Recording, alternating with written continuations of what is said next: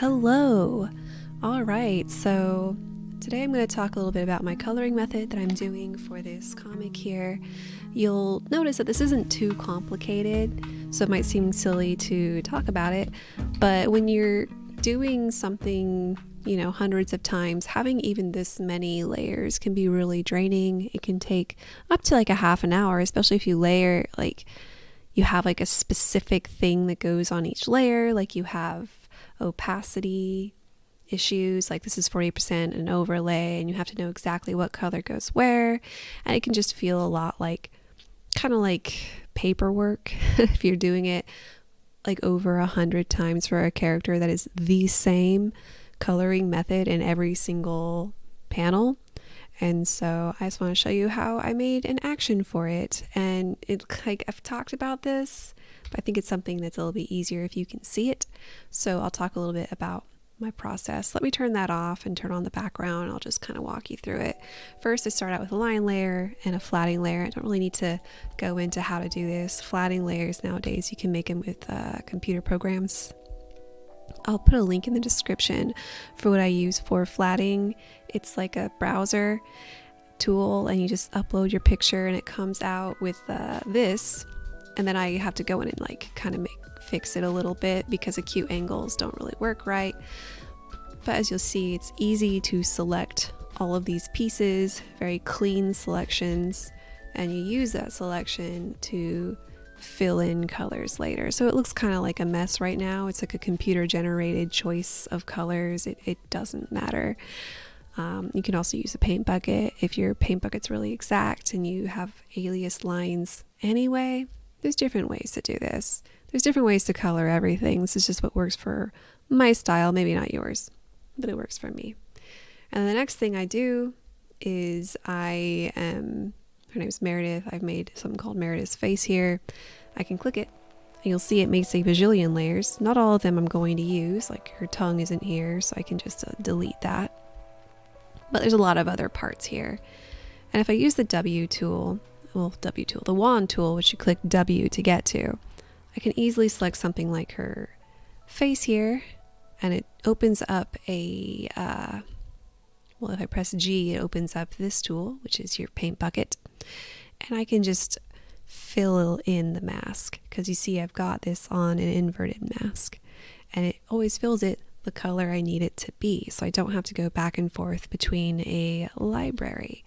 And I can do the same for any other part of her. So she's got her neck. I usually make that a different spot, so that way I don't have to worry about just overlapping the chin.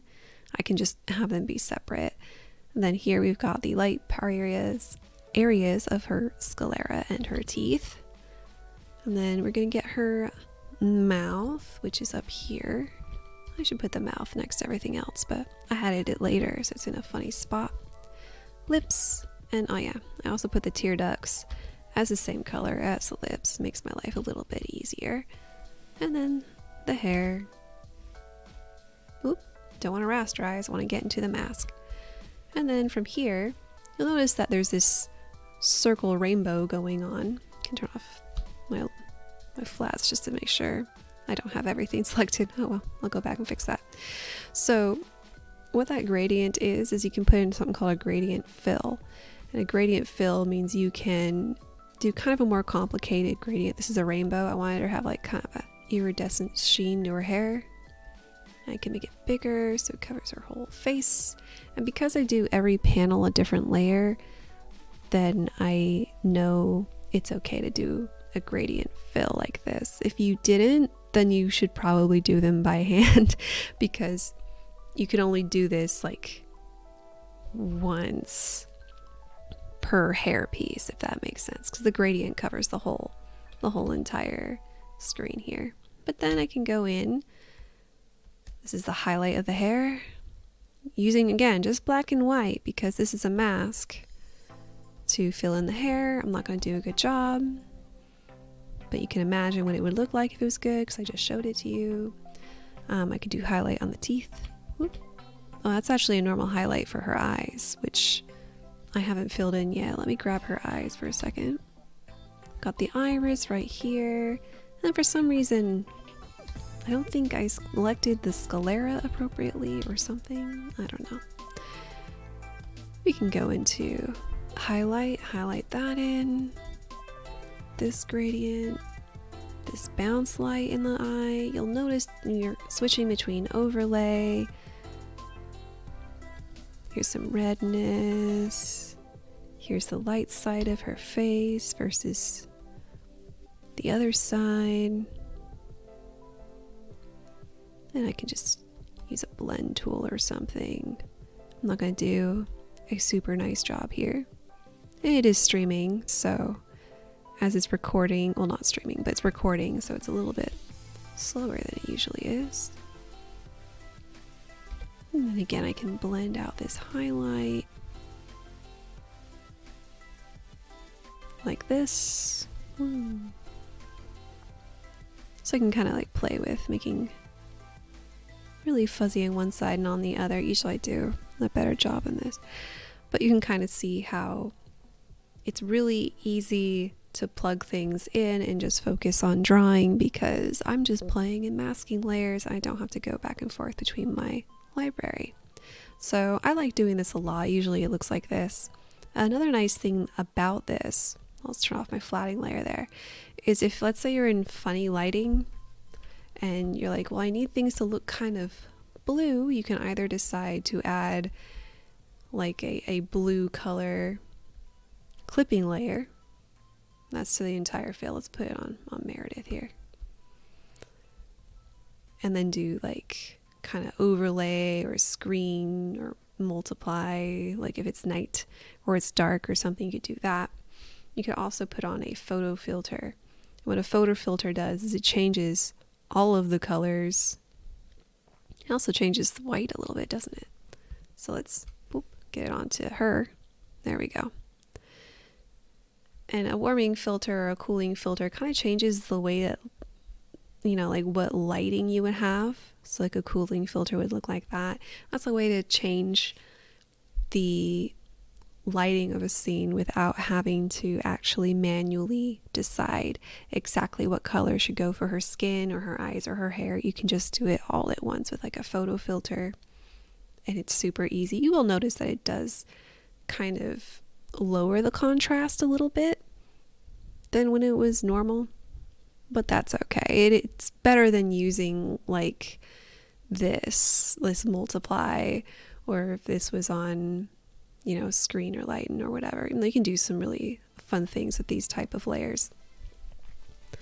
But that's how I color. I'm mostly doing it just to talk about how there's different ways to use actions, and this one for coloring has helped me a lot, saved a ton of time, because I think a lot of us are just sitting around making layers all day instead of doing art, and that's kind of a bad place to be because you want to save your hands. You only have 2 hands, and as someone who's had carpal tunnel, I want to spend as little time doing mindless tasks as possible.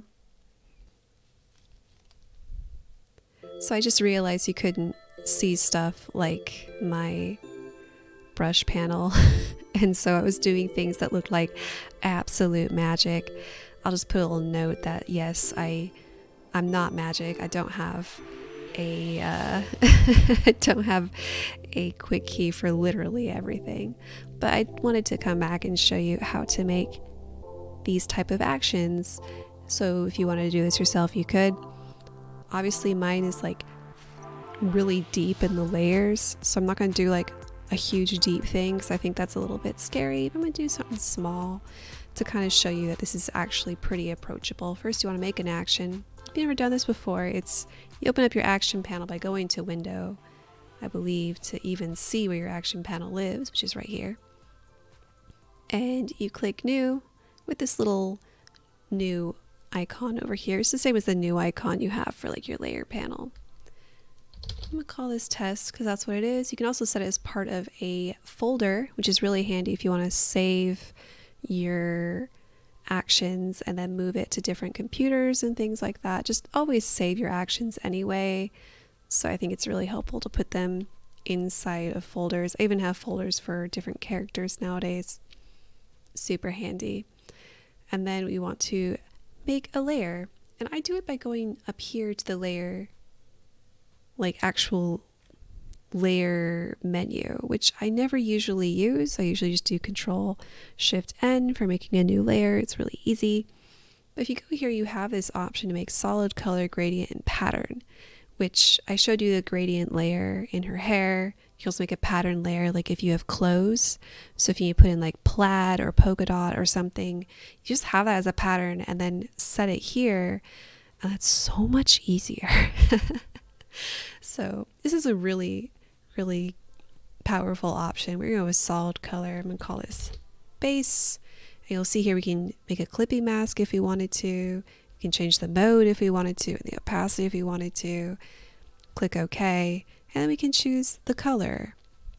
And choose blue. You'll notice everything looks blue right now because this is behind the fill layers for her neck, her face, and her fill.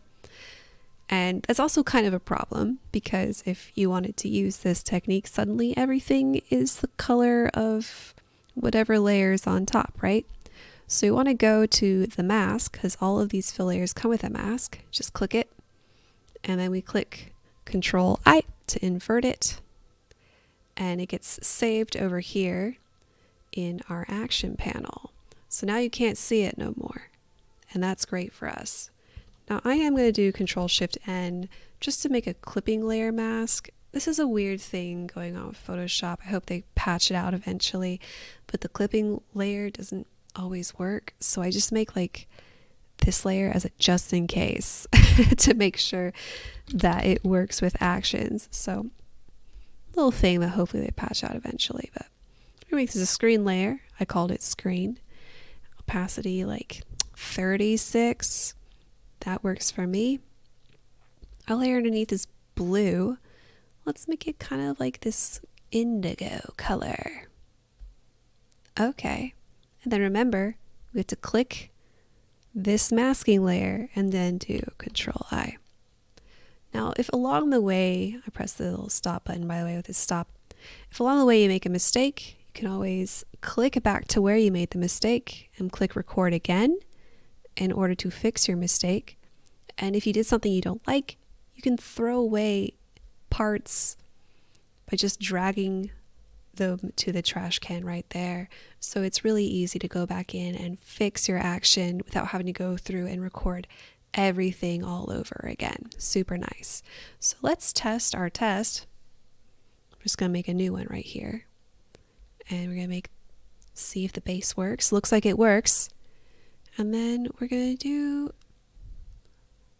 the screen layer. It looks like it works. Not very exciting. I didn't really check to see what that would look like, but it does work, so we're good. So yeah, when you're doing this for a full character, you would probably write down ahead of time and save in your library different colors and things just to make sure it's exactly what you want. And it is a little bit of work up front, but it saves you a lot of time in the end, especially if you're doing something that you plan to like have going on for months and months and months. Like, it just saves so much time. And I decided to do this after I was doing a short that really shouldn't have taken that long, but it was, and it was entirely because I was making layers and putting clipping layers on them, and I was losing my mind. And so I found this really helpful. You might not. It really depends on your style. But if you use actions for stuff, let me know in the comments. I don't really look at YouTube much. I don't really use it. I'm doing this more to share on Twitter, but let me know if you have any questions or if there's any other actions you like to use a lot. And yeah, have a fun time saving your hands and making things quicker and easier for you and for your style. And have a good one.